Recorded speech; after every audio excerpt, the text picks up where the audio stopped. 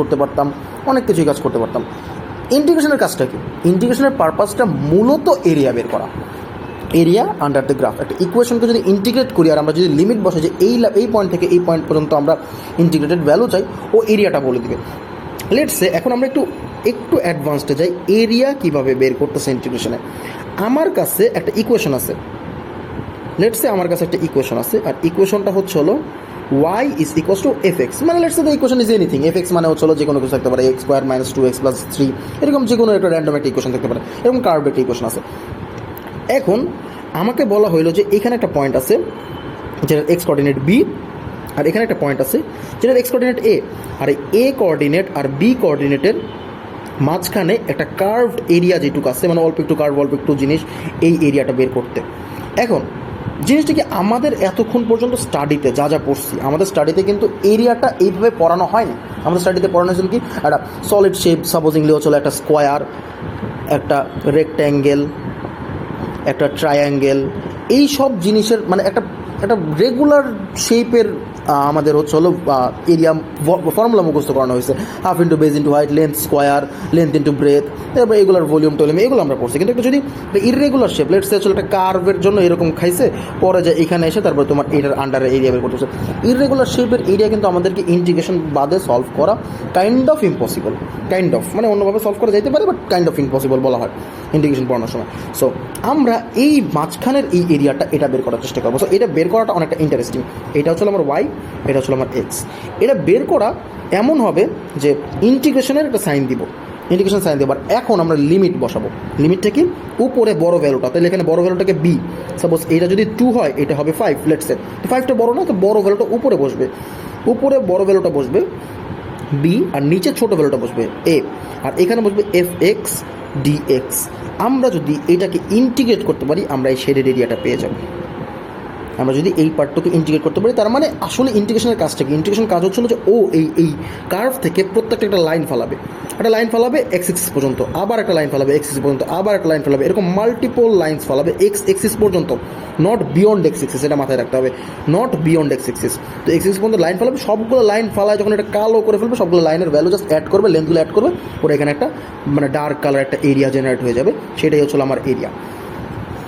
তাহলে বোঝা গেছে যে এটা করতে পারতেছে। আমি একটা কনফিউশন ক্লিয়ার করি, যেটা আমি ক্লাসে আসলে ওইভাবে বলি নাই, এটা একটা কনফিউশন। ইন্টিগ্রেশন যখন করবো একটা সেম কার্ভের উপরে, লেটস সে আমার কার্ভটা ছিল এমন, আমার কার্ভটা ছিল এমন, এখানে দিব হচ্ছে হলো আমরা ওয়াই, আর এখানে দিব হচ্ছে হলো আমরা এক্স, আর আমাকে বলছে যে এটা পয়েন্টটা এ, এটা পয়েন্টটা বি, এটা পয়েন্টটা সি, আর আমাকে বলছে যে find the shaded area, find the shaded area. এইখানে মজার বিষয় হচ্ছিল যে এখানে কিন্তু আমি একবারে ইন্টিগ্রেশন করে আগাইতে পারবো না। যদি কেউ মনে করে যে এটা Y is equals to F X, Y is equals to F X, এখন আমি করলাম কি, আমি লিমিট দিলাম, আমি সি দিলাম, আমি এ দিলাম, মানে এটা ম্যাক্সিমাম ভ্যালু, এটা মিনিমাম ভ্যালু, আমি সি দিলাম, এ দিলাম, আর আসলে আমি এফ এক্স বসাইলাম আর ডিএক্স বসাইলাম, আমার একবারে সবগুলো শেডেড রিজন বের হয়ে যাবে না, এটা পসিবল না। কারণ আমরা কি জানি, আমরা জানি ইন্টিগ্রেশন ওই পয়েন্ট থেকে একটা এইরকম নিচের দিকে ফালায়, এরকম নিচের দিকে ফালায়, এরকম নিচের দিকে ফালায়, এরকম নিচের দিকে ফালায়। তো এরা তো নিচের দিকে ফালাচ্ছে, এরকম লাইন্স নিচের দিকে ফালাচ্ছে এক্স এক্স পর্যন্ত, এরাও কি নিচের দিকে ফালাবে না, এদের ফালাইতে হবে উপরে। সো এই জায়গায় দুটো পার্টিশন করতে হবে ইন্টিগ্রেশনে।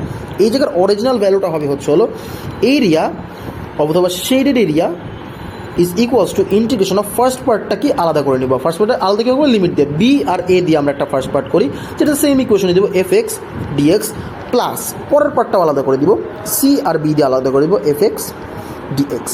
তার মানে আমরা দুটো পার্ট আলাদা করে নিতে পারবো। আলাদা করে নিলে তারপরে আমার এরিয়াটা বের হবে, কারণ এটা negative of the Y axis, negative part of the Y axis, আর এটা positive part of the Y axis. So এই জন্য এটা আমাদেরকে একটু সেপারেট করে নিতে হবে। আচ্ছা, এই পার্টটা তো বুঝলাম ইন্টিগ্রেশনের, খুবই ইজি লাগলো যে আমরা যদি লিমিট বসাই, লিমিট বসানোর পরে হয়ে যাবে, লিমিট দিয়ে একটা ম্যাথ সলভ করে দিয়ে দেবো, লিমিট কীভাবে অ্যাপ্লাই করতে হয় এটা আমরা বুঝে নিব, সমস্যা নেই, সামনে আমরা বুঝে নেব, নো কনফিউশন।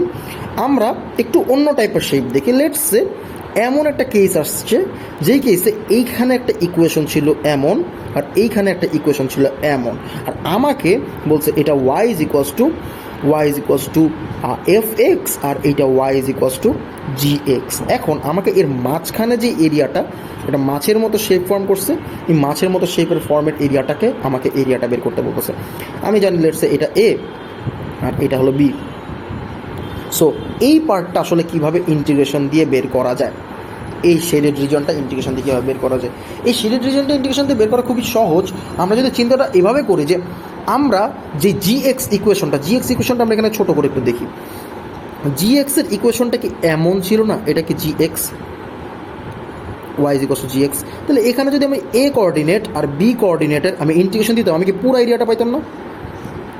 উপরের পার্টের জন্য, ওই যে উপরের পার্টের জন্য আমি পুরো এরিয়াটা পাইতাম, একটা কার্ভ, নিচে পুরো পার্টটা পাইতাম, এখানে একটা স্ট্রেট লাইন, এখানে একটা স্ট্রেট লাইন, আর এরকম একটা এরিয়া পাইতাম। আর আমি যদি এরকম একটা ইন্টিগ্রেশন করতাম, এটা কি করতেছি, integration of A B G X আর জি এক্স, আর আমি যদি এইটার ইন্টিগ্রেশন করতাম Y is equals to F X, এই সেম পয়েন্টসগুলো দিয়ে, যেটা হচ্ছিল একটা কি, একটা বি আর একটা কি, আর একটা এ, আর আমরা এখানে শেডেড রিজনটা নিচের পার্টটা বের করতে, কারণ ইন্টিগ্রেশন কিন্তু উপরের পার্ট দিচ্ছে না, ইন্টিগ্রেশন এখানে নিচের পার্টটা দিচ্ছে, এক্স এক্সিস বরাবর যত ভ্যালুজ আছে সবগুলো দিচ্ছে, এক্স আর ওয়াই। তাহলে আমরা কি এই রিজনটা পাচ্ছি না? এখন ইম্যাজিন করো এই সেম এটা থেকে জাস্ট এই পার্টটা মাইনাস করে দিই, তার মানে কি আমরা এই মাঝখানের পার্টটা পাচ্ছি না, যে এটা কি integration of B A of F X. তার মানে কি আমরা যদি এইরকম একটা ইকুয়েশন থেকে এই পুরা পার্টটা থেকে আমরা কি করতেছি, আমরা হচ্ছে হলো এই পার্টটা মাইনাস করে দিচ্ছি, আমরা এই পার্টটা মাইনাস করে দিচ্ছি। তাইলে কি আমি এই পার্টটা যদি ওই পুরা এরিয়া থেকে এই পার্টটা মাইনাস করে দিই, তাহলে তো আমি বেসিক্যালি ওই ভিতরের পার্টটাই পেয়ে যাচ্ছি নাকি? সো এই জিনিসটা করাটা, যেভাবে থিঙ্কিং যদি ঠিক মতো থাকে তাহলে এই জিনিসটা করাটা খুবই ইজি। এই জিনিসটা হচ্ছে যে just integration of B A G x